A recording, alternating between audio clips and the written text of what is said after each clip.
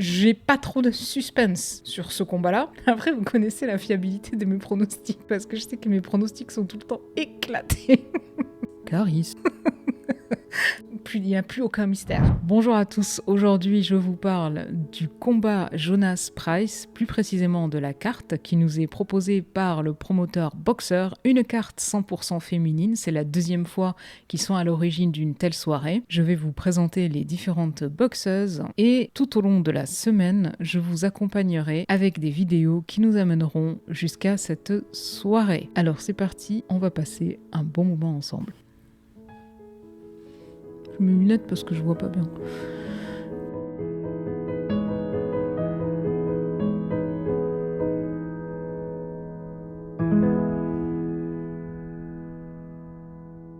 Et je vais commencer avec le combat en poids moyen qui opposera une certaine Cindy Ngamba contre Kirsty Bavington.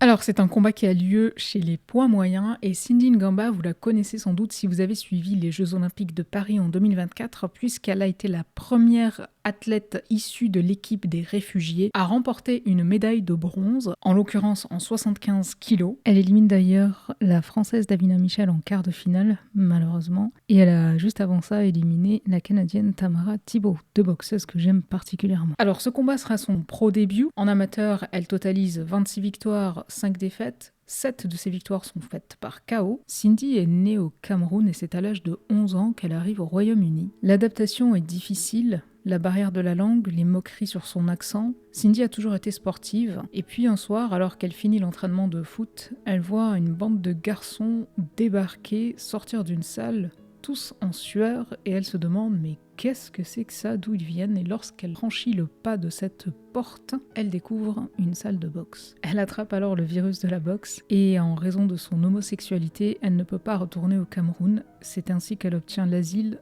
du Royaume-Uni. Pour son début chez les pros, elle affronte donc Kirsty Bavington qui est bien plus expérimentée. La Britannique de 32 ans totalise 9 victoires, 5 défaites, 2 victoires par KO et combat habituellement en welter. A noter que Kirsty Bavington était également l'adversaire de Sandy Ryan lors de ses pro débuts. Elle est par ailleurs restée sparring partner de Sandy Ryan mais également de Jessica McCaskill. C'est donc une boxeuse très expérimentée. Personnellement, je ne suis pas hyper fan de son style, en tout cas du peu que j'en ai vu. Elle avait pas mal tendance à accrocher, elle met pas mal la pression, mais ça n'est pas une énorme technicienne. Kirsty Bavington détient la ceinture EBU, elle est championne d'Europe et on note par ailleurs dans son parcours de noms assez prestigieux tels que une certaine Lauren Price en 2023. Elle est également enseignante d'éducation physique et sportive, c'est donc un sacré morceau auquel va devoir faire face Cindy pour son entrée en matière chez les pros. On enchaîne avec le combat en supercoque, dans lequel on va retrouver Francesca Hennessy contre Carla Camilla Campos Gonzalez. Et c'est un combat qui va se dérouler en 8 rounds. Alors, Francesca Hennessy, Fran Hennessy, est encore relativement débutante, je dirais, même si elle progresse de plus en plus. Pour l'instant, elle n'a aucune défaite, 5 victoires dont une par KO. Elle a tout juste 20 ans et a obtenu lors de son dernier combat, qui était également en 8 rounds contre Moraes, une ceinture vacante WBA internationale. Bon, je prends le parti de ne pas mentionner ces ceintures-là, je m'en tiens aux 4 ceintures mondiales majeures. Mon avis sur Fran Hennessy, c'est qu'elle a un peu de mal à déclencher les attaques, mais c'est aussi parce qu'elle est très précautionneuse et elle cherche à ne pas se faire contrer. Elle a un petit gabarit, petit à petit et surtout après, je dirais, la mi-combat, donc aux alentours du 3e round, elle a mieux placé son jab et son crochet du gauche. À mi-distance, elle prend quand même pas mal de coups, mais tout est bien bloqué dans les gants. Et elle fait de bonnes remises avec son crochet du gauche. Dans ce combat, elle fait pas mal tourner Moraes, qui n'arrive pas à couper le ring réellement. Et puis, elle se focalise plus sur les coups au corps. Elle fait 1m60, donc c'est pas évident. Et je pense que pour elle, c'est la meilleure stratégie. Donc, au fil des rounds, j'ai quand même remarqué qu'elle avait tendance à baisser la garde et à prendre pas mal de coups dans la tête. Faudra qu'elle fasse attention à ça, notamment parce qu'elle est petite de taille. Alors, pour moi, c'est pas super clair si dans ce combat, on va mettre en jeu une autre ceinture. Hennessy avait évoqué l'idée de devenir la championne mondiale, enfin une championne du monde la plus jeune d'Angleterre. Je pense qu'il n'y aura pas de ceinture majeure en jeu lors de ce combat. 2-3 autres infos sur Fran Hennessy. L'une d'entre elles, c'est le nom qu'elle porte, c'est le nom d'un promoteur de Hennessy Sports, qui est également le promoteur d'une certaine Savannah Marshall. et qui est bien sûr le père et promoteur de Fran. Par ailleurs, elle est assez connue pour ses ring walks dans lesquels elle danse très souvent. Face à elle, Carla Camilla Campos González. Carla González, 7 victoires dont 6 par KO et 3 défaites.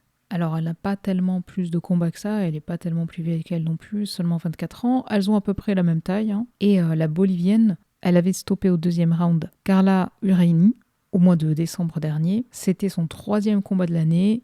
Au-delà de ça, j'ai eu beaucoup de mal à trouver un combat récent de cette boxeuse, donc je n'ai pas grand-chose à dire. Alors on arrive sur les poids mouches, et c'est Chloé Watson qui affrontera Zapotokshna. Attention pour la prononciation, Jasmina Zapotokshna. Je crois que c'est comme ça. Jasmina, avec 8 victoires et une défaite, a déjà fait ses preuves. Elle boxe en orthodoxe, elle a 30 ans. C'est une boxeuse qui a été notamment supportée par la fameuse Ebony Bridges, qu'elle a rencontrée en 2023. Donc voilà, j'ai pas grand chose à dire de plus sur Jasmina. J'ai pareil, pas trouvé tellement de combats visibles sur elle. Donc c'est une boxeuse que je vais découvrir.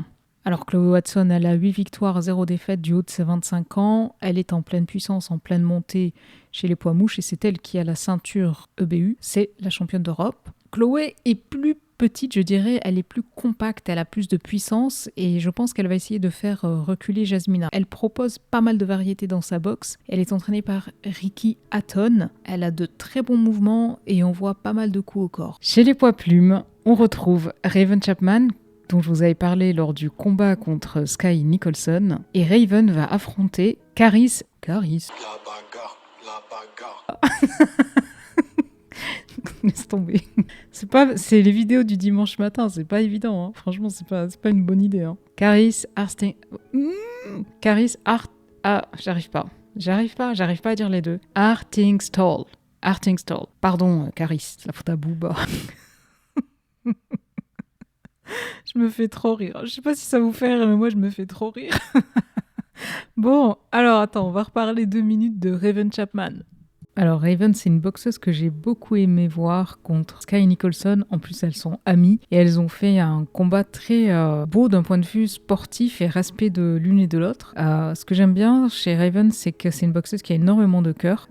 Elle propose pas mal de choses. Raven, elle envoie des combinaisons, pas mal d'intensité. Elle prend moins son temps que Arlington pour construire, mais elle a de bons mouvements de buste et aussi elle envoie pas mal de volume en fait. C'est un peu le problème, c'est que quand elle envoie un peu trop de volume, elle a tendance à se disperser parfois et perdre un petit peu en vigilance. C'est là où elle peut se faire attraper. C'est vraiment une boxeuse qui aime mettre la pression, qui essaie de taper en puissance au corps notamment.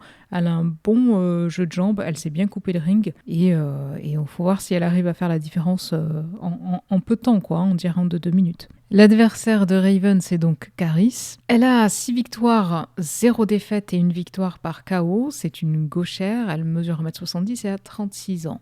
J'ai regardé le combat qu'elle a fait contre Furtado, la brésilienne, et je vois que Caris utilise super bien son jab. Elle a très bien bénéficié de son avantage de taille, avec une grande allonge. Et on voit pendant la première moitié du combat, Furtado n'arrive pas du tout à la toucher. Puis avec la montée à l'intensité, elle parvient à la toucher et se rapproche à mi-distance. Caris a une gauche très puissante. C'est l'impression que j'ai eue en regardant ce combat. J'ai vu aussi qu'elle attendait pas mal, elle prépare bien ses pièges. Mais quand le combat s'emballe, elle peut être prise de vitesse et mise sur le reculoir, elle a du mal à boxer. Attention parce qu'elle envoie quand même des crochets assez fouettés et elle a réussi à drop Furtado au premier round. Mais bon, après Furtado, c'est une boxeuse qui a du cœur et qui a su continuer malgré ses difficultés. Un élément un peu spécial pour Caris Artingstall dans cette soirée, eh bien Caris est la compagne de Lauren Price dans la vie.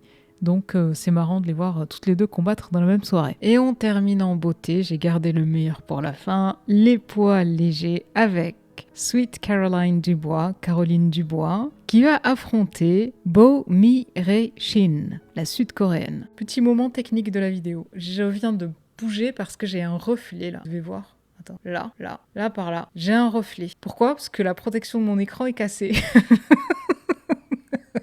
Voilà. Vous savez tout, il n'y a plus aucun mystère. Alors Caroline Dubois, c'est une de mes favorites chez les légers, une star montante. Elle a 10 victoires, 0 défaites, 5 victoires par KO. C'est une gauchère, à seulement 24 ans, 1m66 et pourtant je la voyais plus grande dans ses combats, tellement avec son gabarit elle prend le dessus sur ses adversaires. J'étais déjà assez impressionnée dans son combat contre Moneo, qui est une boxeuse assez agressive, je dirais, plutôt pénible à boxer, qui s'accroche pas mal, qui change de garde, mais Caroline l'a saisie à plusieurs reprises avec son crochet du gauche.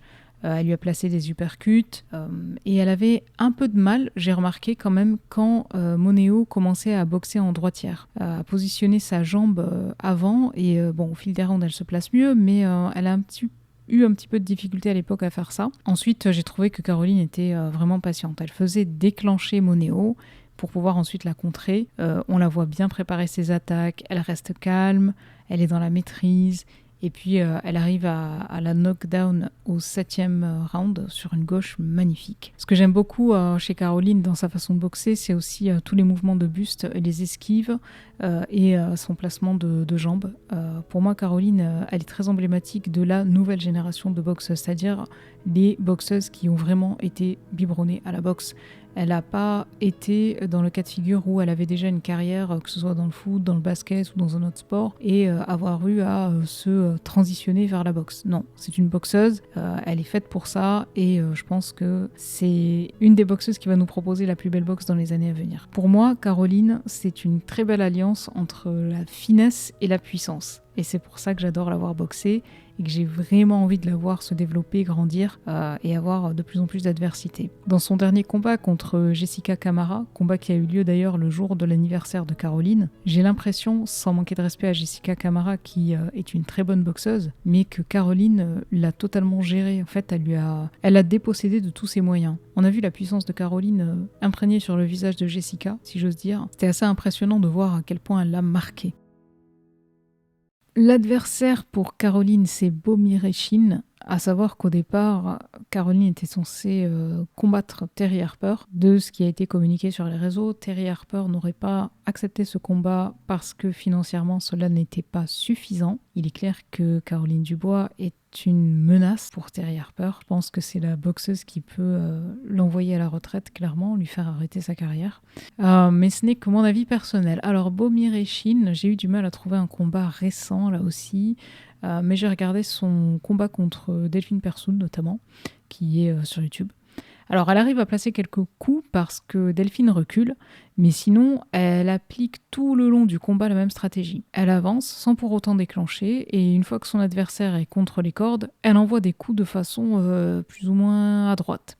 Souvent, elle a le menton à la fenêtre, les coudes écartés, donc face à une Dubois, ça peut se payer très très cher, et je pense aussi que le jab de Caroline va la stopper dans ses avancées beaucoup plus que ce que Delphine avait été capable de faire. Je ne l'ai pas trouvée super rapide non plus, elle déclenche peu et quand elle le fait c'est uniquement quand elle arrive à mettre son adversaire contre les cordes à courte distance et tête en bas avec des crochets qui partent un peu dans tous les sens. Bon, j'ai pas trouvé son jeu de jambes super ouf non plus, elle marche souvent, et j'ai aussi regardé son combat contre Lozano, donc j'ai trouvé à peu près le même comportement. Je pense pas que vis-à-vis de Caroline Dubois on ait de grandes surprises. Pour moi ça ne va pas au-delà du 3e round, et je serais surprise qu'elle n'ait pas eu un KO avant le 3e. Quoi dire de plus sur cette soirée? Alors moi je suis ultra contente que Boxer nous propose des soirées comme ça 100% féminines. Pourquoi? Parce que ça donne la visibilité, parce que ça peut permettre à des boxeuses d'être plus connues, et puis tout simplement ça, démocratise le sport. Donc moi je suis ultra contente à l'idée de cette carte 100% féminine. C'est la 2e que produit Boxer, et ils apportent une certaine attention à mettre de jolis noms derrière chacune de leurs cartes de ce type. Alors là où je suis un petit peu déçue, et je ne suis pas la seule, c'est que j'attendais beaucoup le retour de Savannah Marshall dans cette carte. Elle s'est elle-même exprimée sur les réseaux pour expliquer qu'elle-même attendait son combat lors de cette soirée. Elle était présente à la première conférence de presse, et puis finalement son combat n'a pas eu lieu. Alors je ne sais pas qui était l'adversaire présupposé pour Savannah Marshall. Toujours est-il qu'elle était prête. Comme je vous l'avais dit dans ma vidéo qui parle du bilan de l'année 2024, ça fait un bon moment qu'on n'a pas vu Savannah Marshall en boxe anglaise. On l'a vu en MMA au PFL, mais son retour commence à tarder en boxe anglaise, donc Donc c'est un petit peu inquiétant. Alors autre déception quant à cette carte malgré tout, c'est le combat qui est proposé à Caroline Dubois. On était nombreuses et nombreux à attendre Terry Harper pour un combat d'unification. Malheureusement, elle a donc refusé ce combat. Et donc sur ce point-là, je reste un petit peu déçue parce que j'ai vraiment hâte de voir Caroline Dubois être confrontée à beaucoup plus d'adversité et voir comment elle peut encore plus déployer sa boxe. Donc c'est les deux déceptions, je dirais, que j'ai pour une carte telle que celle qu'on nous propose, 100% féminine. J'aime beaucoup le fait que cette soirée soit organisée au Royal Albert Hall, qui est historiquement un haut lieu de la boxe.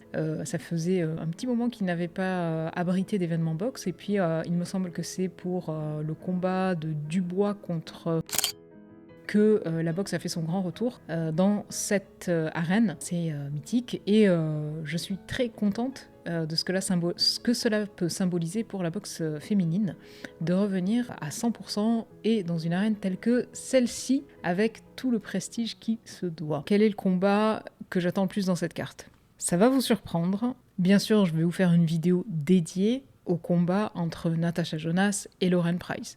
Ici, on parle de la carte, on ne parle pas encore de ce combat principal. Ça va vous étonner, mais le combat qui me semble être le plus intéressant dans cette carte, c'est Chapman contre Hartingstall. Je pense qu'en termes de style, elles sont bien appairées et je pense que ce combat va être intéressant à voir. Si je me porte sur Dubois contre Shin, il y a une grosse différence de niveau, à mon avis, de ce que j'ai vu de Shin. Après, Shin, je la connais pas plus que ça, j'ai pas observé vraiment ses combats plus que ça, j'avoue, mais de ce que j'en ai vu, et de ce que j'ai vu de Caroline, je pense que Shin va pas passer 3 rounds, elle va se faire KO. Voilà. Donc, j'ai pas trop de suspense sur ce combat-là. Après, vous connaissez la fiabilité de mes pronostics. Donc, c'est toujours difficile pour moi cette partie où il faut essayer de faire des pronostics parce que je sais que mes pronostics sont tout le temps éclatés. Donc, reprenons notre calme. Le combat que j'attends le plus, c'est Chapman contre Hartingstall. Je pense que l'opposition des profils là est intéressante et je pense qu'il va vraiment y avoir du travail chez chacune des boxeuses pour arriver à trouver la clé. Watson Zapotokshna, je parierais sur Watson, sachant que Jasmina peut nous surprendre. Donc, je dirais, celui-là, je le vois bien en numéro 2. Le combat entre Cindy Ngamba et Kirsty Bavington, je pense qu'il y a un gros décalage aussi, parce que c'est le pro début pour Cindy. Et d'aller se taper contre Bavington, qui a beaucoup plus d'expérience, ça m'inquiète un peu pour Cindy. Ouais, je sais pas trop quoi en penser. Alors, pour Francesca Hennessy, c'est encore un combat où elle est en train de monter sa carrière petit à petit. Je vois pas trop de difficultés face à Gonzalez. Là aussi, j'avoue que j'ai pas vu énormément de combats de Gonzalez, mais les quelques-uns que j'ai pu trouver sur les réseaux m'ont pas paru présenter un énorme danger pour Hennessy, voilà, qui roule sa bosse tranquillement. Et puis alors Dubois contre Shin, ça peut vous surprendre parce que j'aime beaucoup Caroline Dubois, donc j'attends de la voir combattre, mais l'opposition en l'occurrence, je suis pas hyper emballée. J'ai pas l'impression que ça va lui poser beaucoup de difficultés et donc elle va pas avoir forcément beaucoup d'efforts à faire et donc c'est pas forcément un combat qui va la faire grandir. Or moi ce que j'aime c'est voir des combats aussi qui font évoluer nos boxeuses, qui les font grandir. Donc là je pense que ça va être Dubois. À l'issue de la soirée du 7 mars, je mettrai à jour la carte récapitulative des championnes de boxe par catégorie de poids.